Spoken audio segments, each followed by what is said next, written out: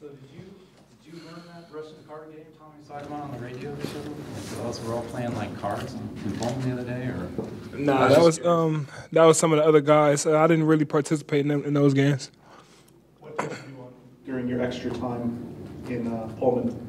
During the extra time, I spent a lot of time reading my Bible, reading a couple scriptures, trying to get more wisdom just on the Word of God. That's pretty much it. Is any of that in regards to the team or just your own personal? My own personal journey, own personal spiritual journey. What is this week? I know it's kind of early in the week, you have Wednesday game, but what has it been like this week preparing for USC, UCLA? Have you noticed anything different from the team during this week? I noticed our energy been picked up. Our energy, we all uphill from here. Heading into the LA games, we know USC is very talented and UCLA is talented as well. So we know energy is probably something that we may have lacked on the road, and we just trying to build that energy back up and keep sustaining it. Obviously, through the course of a 30-plus game season, there's going to be highs and lows. How do you keep that energy, and you talked about that, at that level at the right point in time? How do you do that as a team, since you've been a part of winning organizations? There's no really black and white formula to how you do it. It's just got to be something that you make happen. There's no right answer to answer that question. You just gotta, like, if you feel that feeling in your heart and everything, you just gotta make sure you may have had to congratulate a teammate. Had to pick up a teammate or something like that. Once you feel like I'll say the dullness in the room, just try to get that out there. By telling Big O, next play mentality or something like that. Something like that. There was you and USC were the pick to finish 1-2 in this league. They're really struggling. You guys are having a couple losses in the league. I mean, do you feel like this is a game where both teams are going to be pretty desperate out there, or what kind of? When it comes to conference play, everybody desperate. Every game is a top game. We go on the road, it's a top game for us. They come here, we know they're gonna bring their best, bring their A game. So it's not just because we was preseason 1 and 2. Honestly, that really doesn't matter. Who knows what the future holds and everything. So we just know that they're gonna bring their A game, and we gotta also bring our A game. So after the game on Saturday, Tommy referred to you guys as an average team right now. What were your thoughts on hearing some of that? Do you agree with that? I agree with the message that he was giving to us. He's like, as our potential is out the roof. We the best team in the country, but we don't need to get big-headed. We need to play like we're still trying to prove something. As an average team, you don't want to hear that, so you want to prove that. So that's just coach telling us we got to get better, and we have played average throughout some of the season. Just making mistakes and stuff like that. So when he say that, he means there's just a lot of room for growth. So that's all he means, and I 100% agree with that.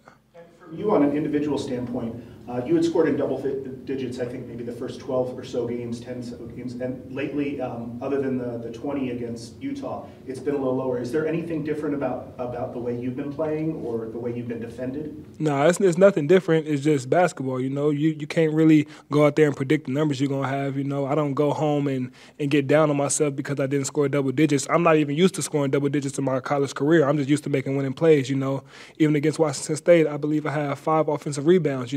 But that don't really show as in okay, he did a lot during the game, but 5 offensive rebounds, that probably gave us a chance to even stay in that game, So just me, I just want to make winning plays. I don't really care about how much I score and things like that.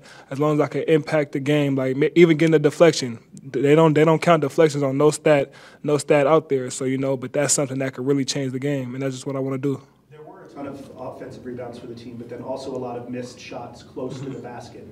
Is that just kind of the randomness of college basketball, or is there something about the importance of finishing when you're close? Like you said, you pretty much just answered the question. The more missed shots is the more opportunities you get to offensive rebound. A lot of times, if you win a rebounding battle, you will win the game. It's just like the cookies didn't crumble that way. We just still missed a lot of shots and things like that. But like I said, it still gave us a chance to stay in the game. We only lost by a few points, and without those offensive rebounds, it could have been a blowout. It could have been a blowout. So you just got to think of the positive part about that. So we just got to stick with the rebounding, and then we know like you can't count on our best players missing shots like that. Like that's just not us, But like I said, basketball, you don't pitch shutouts, So. We're going to make those shots. We're going to make a lot of those shots, and then if we could get offensive rebounds, that creates second chance points, Whoever win a second chance battle, 8 times out of 10 will probably win a game. One of the key players on your guys' roster is Kylan Boswell. He's been big throughout the season for you guys. Obviously didn't have the game he wanted, putting up 0 points, but what do you say to a guy who's so young and still learning as a player to help him progress from that point on? It's not really what I say. He pretty much already know. Like, we already know he's a mature kid. He's not just an immature kid that don't really know what's going on. Like, basketball is so unpredictable, and he's talented than any other 18-year-old that I probably ever met, So he knows that he got a lot of weight on his shoulders at a young age and things like that. But I would say the thing that I would probably just say to him, and that coaches also say to him, is just try to keep having fun. Don't worry about what numbers say, what the outside say. Just keep having fun. That's my advice to him. And you talk about the outside, and I know Coach Fish talks about rat poison. He mentions that a lot. But how do you avoid the outside noise? How do you avoid social media and stuff like that when you're going through a season? That's a great question. My answer to that would be, don't look at it. Stay away from social media. Stay away from all that. In the day and age that we live in, it's everywhere. You can't really hide from it. So I would just say push it away. Push all social media away. I would advise any college athlete to do that because everybody, it's critics everywhere, whether they know what they're talking about or they don't know what they're talking about. But it's freedom of speech, so they can say anything they want. So I would just say just avoid social media. So what was the week like? You got back Sunday night. Did it feel normal coming in, just having two days to turn around and get ready for this game, or was there anything different about it once you got back? It's work. We got to get back to work. It's hard to go undefeated in the season. Of course we don't want the losses, but we still in competition for getting that trophy in the tournament and getting the trophy at the early April. So we can't just dwell on the past at this point. We just got to keep working. Come back in another day of work and having fun and getting our togetherness right. I was just wondering if staying there an extra day versus being here made any difference, or maybe in a sense was it at least a chance to hang out together? Or of course it was a chance to hang out together, but it's really just all about controlling what you can control, and what you can't control, don't really worry about it. We couldn't really worry about the plane not working or stuff like that. So we just, didn't really make complaints. As soon as we got back home, we knew we had to get back in the weight room in the morning, get back to practice, and that's what we did. Time for 2 more for him. I just wondering about defense, and do you feel like overall you had it on Saturday, maybe more so than, say, Stanford, or do you feel like more effort might have helped as far as getting through screens or whatever? I mean, what was your kind of take on that? Personally, I feel like our effort against Washington State was there. You can't really get offensive rebounds and defensive rebounds without effort. Our effort was there. Of course, there's always room to grow with effort, but we missed a lot of shots. We made a lot of mistakes on the defensive end as well, But that just happened over the course of the game, Things happen. Compared to the Stanford game, that was just a game that really we wasn't really ourselves, and we learned from that as well. So any loss, any win, you could just learn from it. So we're just gonna learn from those. So like that one shot toward the end when the Miles Rice hit that kind of mid-range shot that really kind of sealed it for them. Was that a mistake, do you think, or was that just where you're maybe going to give up or those mid-range shots because of what else you're doing?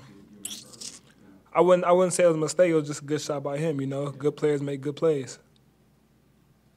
When you look at USC, UCLA, being a California kid, what's your excitement level of playing programs like that? I know it's been a long time since you were recruited, but is there any extra, I don't want to say pep in your step, but just playing those types of programs in an area that you grew up in? the Pac-12 in general. You know, the Pac-12 in general. We know UCLA, Blue Blood, USC got a great name. Both of them schools produced a lot of people, a lot of NBA prospects, other pro prospects. So we know just the household name that they have. It's not like it's been a dream come true to play those teams. You know, I played those teams in my past, in my career in college. So it's not really, I wouldn't say it's another game. You know, we know we got to bring our A game, but it's just an opportunity that we got to take advantage of. You know, we know those teams are good, and then it's going to be like an iron sharpen iron game, you know. That's all I can say about that. Thanks, Steve. Thank y'all.